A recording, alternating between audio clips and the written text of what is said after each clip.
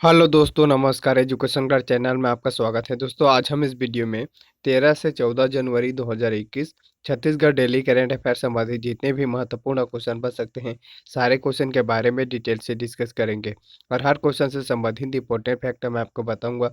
तो आप इस वीडियो को पूरा लास्ट तक देखिए। आज का पीडीएफ आप हमारे टेलीग्राम चैनल से जुड़कर डाउनलोड कर सकते हैं। टेलीग्राम चैनल का लिंक वीडियो के डिस्क्रिप्शन में दे रखा हूँ, वहाँ से आप हमारे टेलीग्राम चैनल से जुड़ सकते हैं। तो दोस्तों, चलिए करेंट अफेयर सेशन की ओर हमारा आज का पहला क्वेश्चन की ओर आगे बढ़ते हैं। यहाँ पर देखिए, हमारा आज का पहला क्वेश्चन है, हाल ही में छत्तीसगढ़ के किस जिले से मुगल कालीन चांदी के सिक्के प्राप्त हुआ है? इसका सही आंसर है ऑप्शन 4, बस्तर जिले से मुगल कालीन चांदी के सिक्के प्राप्त हुआ है।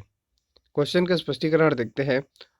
तोतार में मुगल कालीन चांदी के सिक्के बस्तर जिले के लोहांडीगुड़ा ब्लॉक के विश्व प्रसिद्ध चित्रकूट जलप्रपात के करीब स्थित ग्राम तोतार में मुगल कालीन चांदी के सिक्के मिले हैं। सिक्कों की कुल संख्या 206 है। सिक्के फिलहाल राजस्व विभाग के पास है, जिन्हें पुलिस को सौंपने की तैयारी की जा रही है।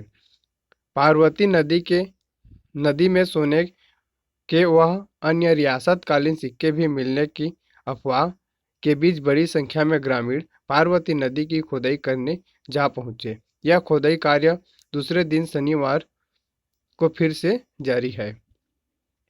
यह दोस्तों छत्तीसगढ़ के जो लोहांडीगुड़ा ब्लॉक के दोस्तों विश्व प्रसिद्ध चित्रकूट जलप्रपात के दोस्तों करीब में दोस्तों जो तोतार ग्राम है, यहाँ पर मुगल कालीन चांदी के सिक्के प्राप्त मुगल कालीन चांदी के सिक्के बस्तर जिला के लोहांडीगुड़ा ब्लॉक के विश्व प्रसिद्ध चित्रकूट जलप्रपात के करीब तोतार गांव में प्राप्त हुआ है। तो दोस्तों, आप छत्तीसगढ़ के मैप को देखिए। दोस्तों, यह है छत्तीसगढ़ के मैप और छत्तीसगढ़ के मैप में कहाँ पर है बस्तर जिला। तो दोस्तों, यह है छत्तीसगढ़ के मैप और छत्तीसगढ़ के मैप में यहाँ पर है बस्तर जिला। बस्तर जिले का दोस्तों यहाँ पर पूरा व्यू दिखाया गया है। बस्तर जिले से कई इंपॉर्टेंट फैक्ट बन सकते हैं।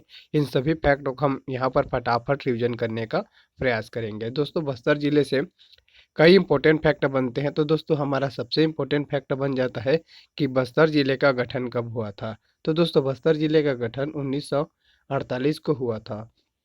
और दोस्तों, बस्तर जिले का जिला मुख्यालय कहाँ पर है? तो दोस्तों, ये जो जगदलपुर है, यहाँ पर बस्तर जिले का जिला मुख्यालय है।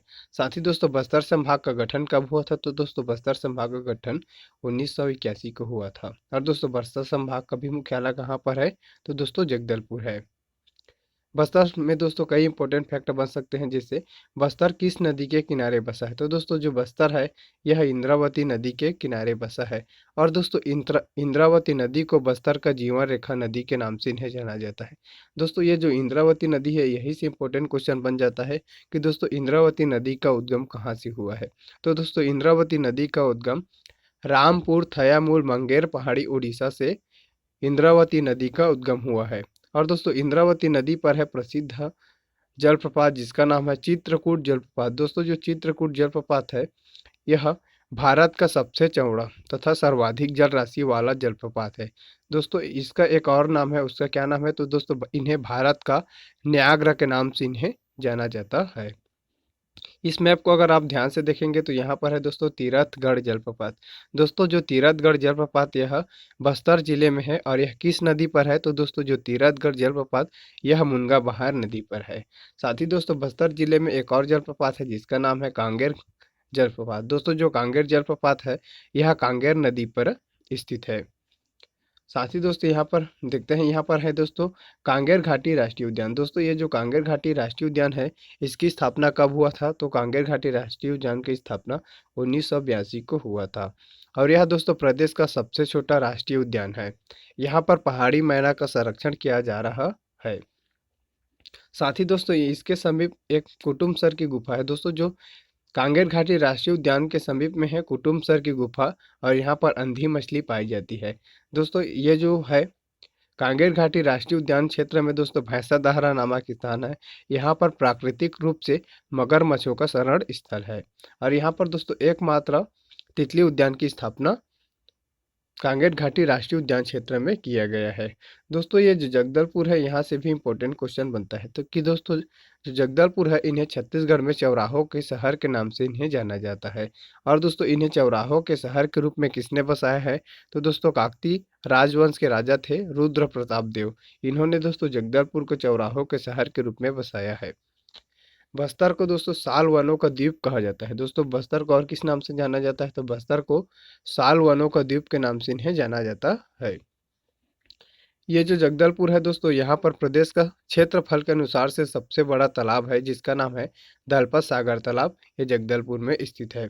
साथ ही दोस्तों बस्तर जिले में दोस्तों ये जो बस्तर है यहाँ पर मनाया जाता है गोचा पर्व दोस्तों। और गोचा पर्व किस माह को मनाया जाता है, तो दोस्तों आषाढ़ माह में गोचा पर्व आयोजित किया जाता है। और दोस्तों गोचा पर्व का प्रारंभ किसने कराया था, तो दोस्तों पुरुषोत्तम देव जो काकती वंश के राजा थे इनके द्वारा गोचा पर्व का प्रारंभ कराया गया था। दोस्तों बस्तर में विश्व का सबसे प्रसिद्ध सर्वाधिक 75 दिन तक चलने वाला दोस्तों यहाँ पर दशहरा का आयोजन होता है, जिसे बस्तर के दशहरा के नाम से इन्हें जाना जाता है। यहाँ पर मुख्य खनिज जैसे हीरा, बस्तर जिले में दोस्तों हीरा कहाँ से प्राप्त किया जाता है, तो दोस्तों यहाँ पर देखिए जो तोकापाल क्षेत्र है यहाँ से हीरे को उत्खनन किया जाता है। साथ ही दोस्तों जो बक्साइट है इन्हें आसना तारापुर आदि क्षेत्र से बक्साइट खनिज का उत्खनन किया जाता है। दोस्तों ये जो दरभा घाटी है यहाँ से अभ्रक उत्खनन किया जाता है। दोस्तों यहाँ पर अभ्रक का भंडारण क्षेत्र है। साथ ही दोस्तों बस्तर के जो जगदलपुर है यहाँ पर दोस्तों 1988 में जिला पुरातात्विक संग्रहालय जगदलपुर की स्थापना किया गया था। और दोस्तों जगदलपुर में 1972 को नृजाति म्यूजियम जगदलपुर की भी स्थापना किया गया था। और दोस्तों बस्तर जिले में एक और इम्पोर्टेंट फैक्ट है, उन्हें भी आप रिविजन कीजिए। जैसे बस्तर में हस्तशिल्प कॉम्प्लेक्स की स्थापना की जा रही है। आप इतने फैक्टर को इस क्वेश्चन से रिलेटेड करके याद रखिए। करेंट अफेयर सेशन का हमारा अगला क्वेश्चन है। यहाँ पर देखिए हमारा अगला क्वेश्चन है, हाल ही में छत्तीसगढ़ के किस जिले से लिथियम खनिज भंडारण के संकेत मिले हैं। इसका सही आंसर है ऑप्शन 4, कोरबा जिले से लिथियम खनिज भंडारण के संकेत मिले हैं।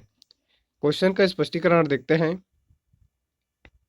कटघोरा में भी लिथियम का भंडार, खास बातें, रेयर अर्थ एलिमेंट लिथियम अभी आयात करना पड़ रहा है। कर्नाटक में मिला 1600 टन लिथियम का भंडारण। यहाँ पर देखिए दोस्तों ये जो न्यूज़पेपर का कटिंग है, केंद्र सरकार ने कर्नाटक के मांड्या जिले में लिथियम के स्रोत मिलने की पुष्टि की है।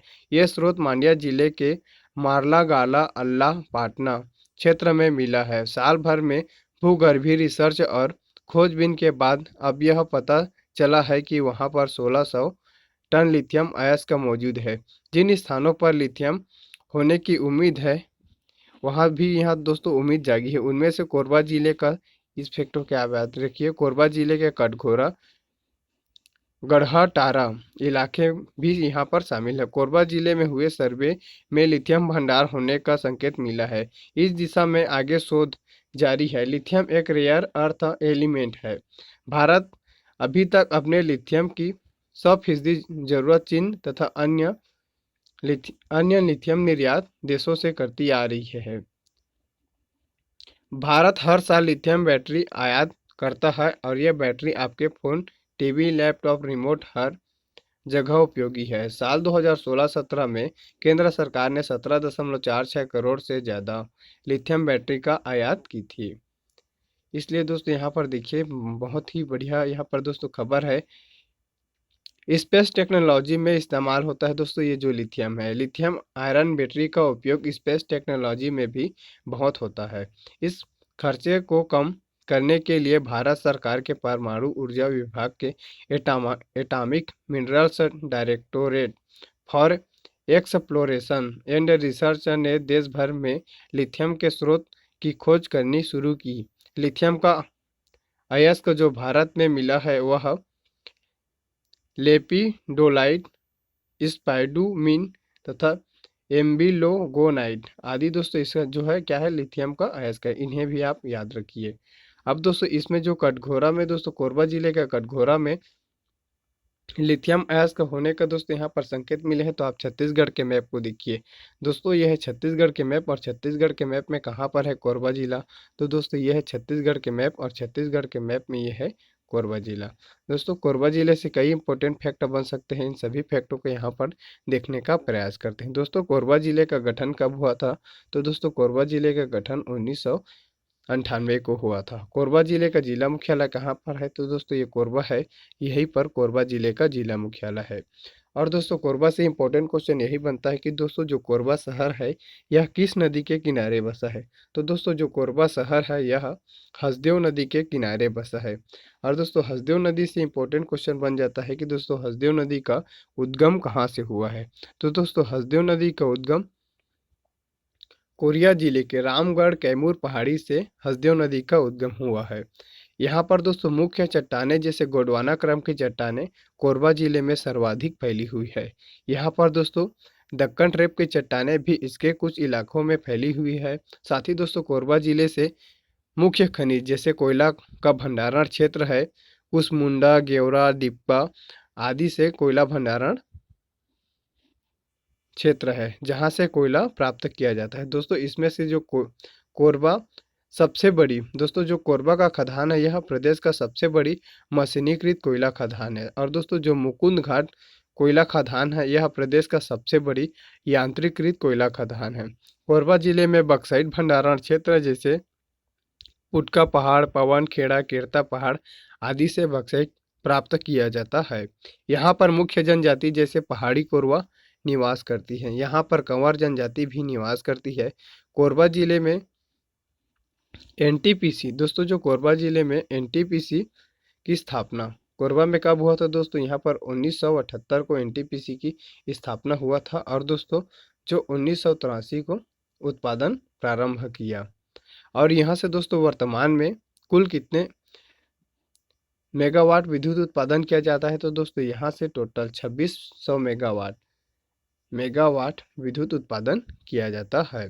दोस्तों कोरबा में है, दोस्तों ये जो कोरबा है यहाँ पर है बाल्को संयंत्र। दोस्तों जो Bharat aluminium company limited Balco है, दोस्तों इस कंपनी की स्थापना कब हुआ था? तो दोस्तों बाल्को की स्थापना हुआ था 1965 को। दोस्तों 1965 को, सॉरी दोस्तों यहाँ पर 1965 को बाल्को की स्थापना हुआ था। और दोस्तों 1975 में यहाँ से उत्पादन कार्य प्रारंभ किया गया था। लेकिन दोस्तों जो बाल्को है इसे 2001 में, दोस्तों इन्हें 2001 में स्टारलाइट कंपनी द्वारा दोस्तों इसका जो शेयर खरीदा गया, और यह वर्तमान में संयुक्त उपक्रम की कंपनी है। इस फैक्ट को आप याद रखिए। दोस्तों यहाँ पर है श्यामा प्रसाद मुखर्जी ताप विद्युत गृह कोरबा पूर्व, यहाँ से दोस्तों 500 मेगावाट विद्युत उत्पादन किया जाता है। यहाँ पर दोस्तों कुछ और इम्पोर्टेंट फैक्ट है, उन्हें भी देखने का यहाँ पर प्रयास करते हैं। यहाँ पर दोस्तों मुख्य नदी परियोजना जैसे हसदेव बांगो परियोजना है। दोस्तों हसदेव बांगो परियोजना की स्थापना कब हुआ था? तो दोस्तों इसका निर्माण कार्य कब प्रारंभ हुआ था? तो 1967 को हुआ था। और यहाँ से दोस्तों 1994 में विद्युत उत्पादन के लिए माचा डोली में 120 मेगावाट के लिए दोस्तों विद्युत जल गृह की स्थापना किया गया था। और दोस्तों ये जो परियोजना था इसका नाम किसके नाम पर रखा गया था? तो दोस्तों यह छत्तीसगढ़ की प्रथम महिला सांसद मिनी माता के नाम पर इस परियोजना का नामकरण किया गया था। और दोस्तों इसमें जो बांध है इसका नाम क्या है? तो मिनी माता हसदेव बांगो बांध, इस जो दोस्तों जो बांध है इसका नाम है। और यह जो बांध है यह प्रदेश का सबसे ऊंचा बांध है, जिसका दोस्तों जो ऊंचाई कितनी है? तो 87 मीटर है। हसदो मिनी माता बांगो बांध। कोरबा जिले में महत्वपूर्ण ऐतिहासिक स्थल है जिसका नाम है जैसे तुम्माड़। दोस्तों जो तुम्माड़ है यह छत्तीसगढ़ में कलचुरियों की प्रथम राजधानी के रूप में इन्हें जाना जाता है। कोरबा जिले के दोस्तों ये जो पाली है यहाँ पर है बाणवंशी शासकों की दोस्तों ये जो राजधानी थी।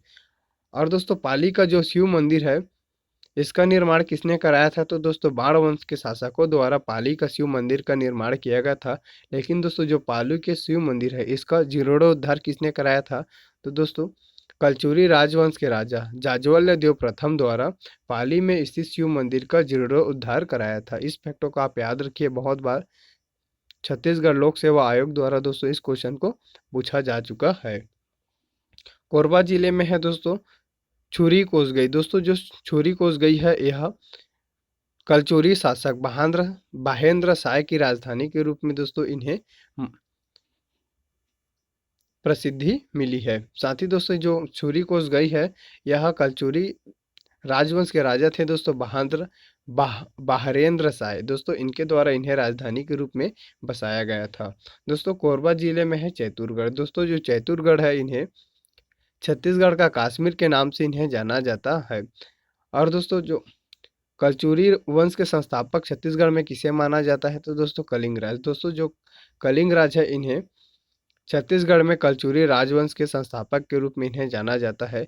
और दोस्तों कलिंग राज द्वारा ही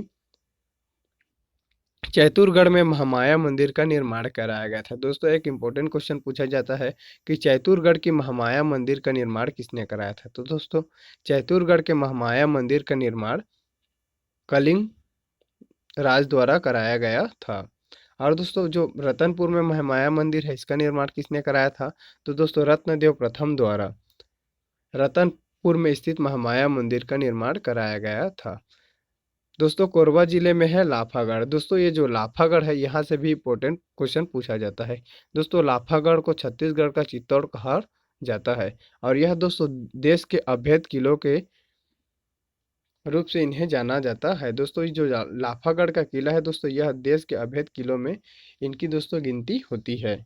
आप इतने फैक्टर को इस क्वेश्चन से रिलेटेड करके याद रखिए। करेंट अफेयर सेशन का हमारा अगला क्वेश्चन है। यहाँ पर देखिए हमारा अगला क्वेश्चन है, हाल ही में बस्तर की परंपरा को सहेजने के लिए कितने पक्के घोटुल बनाए जाएंगे।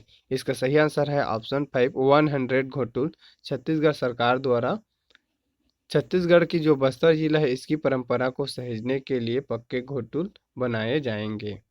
क्वेश्चन का स्पष्टीकरण देखते हैं। बस्तर की परंपरा को सहेजने इस साल बनेंगे 100 पक्के घोटुल।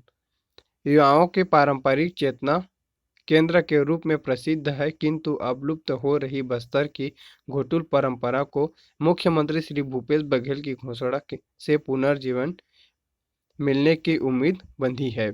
आज नारायणपुर में बघेल ने जिले में इस साल 100 घोटुल के निर्माण की घोषणा की है। साथ ही साथ उन्होंने यहां सभी 104 पंचायतों को 9-9 लाख रुपए की लागत से देवगुड़ियों के विकास करने का भी घोषणा मुख्यमंत्री श्री भूपेश बघेल द्वारा किया गया है। साथ ही दोस्तों ये जो नंबर है यहाँ से भी इम्पोर्टेंट क्वेश्चन बन जाता है। जैसे दोस्तों ये जो 10 है तो दोस्तों वर्तमान में जो छत्तीसगढ़ है क्षेत्रफल के अनुसार से भारत का 10वां राज्य है। दोस्तों क्षेत्रफल के अनुसार से भारत का 10वां बड़ा राज्य छत्तीसगढ़ है। और दोस्तों छत्तीसगढ़ में लॉन लैंडलॉक्ड जिलों की संख्या कितनी है तो दोस्तों छत्तीसगढ़ में भू आवेष्टित जिलों की संख्या वर्तमान में 10 है। दोस्तों जब 2020 में गौरेला पेंड्रा मरवाही जिले का निर्माण हुआ था तो दोस्तों जो बिलासपुर जिला है यह लैंडलॉक्ड जिले के रूप में दोस्तों सामने आया और वर्तमान में छत्तीसगढ़ में टोटल 10 लैंडलॉक्ड डिस्ट्रिक्ट है। साथ ही दोस्तों यहाँ पर ये जो ऑप्शन दिया है सेकेंड ऑप्शन 18 तो दोस्तों वर्तमान में छत्तीसगढ़ में सीमावर्ती जिलों की संख्या कितनी है तो दोस्तों 18 है सीमावर्ती जिलों की संख्या। और दोस्तों वर्तमान में कुल कितने जिला है तो दोस्तों वर्तमान में कुल 28 जिला है। और दोस्तों प्रदेश का 28वां जिला कौन है तो दोस्तों जो गौरेला पेंड्रा मरवाही जिला है यह प्रदेश का 28वां जिला है।